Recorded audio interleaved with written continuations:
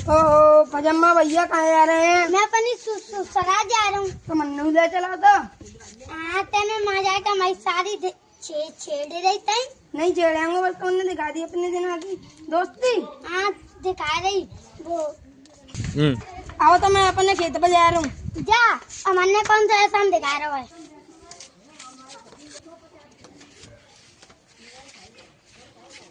चला कहाँ जा रहा हूँ भैया? मैं ससुराल जा रहा हूँ। आया ना बैठ जा। भैया कहाँ जा रहा हो? मैं ओरी के लिए जा रहा हूँ ससुराल। क्या कर दिया?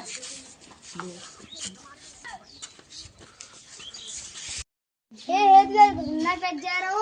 भाभी को साथ नहीं पैद जाऊँ।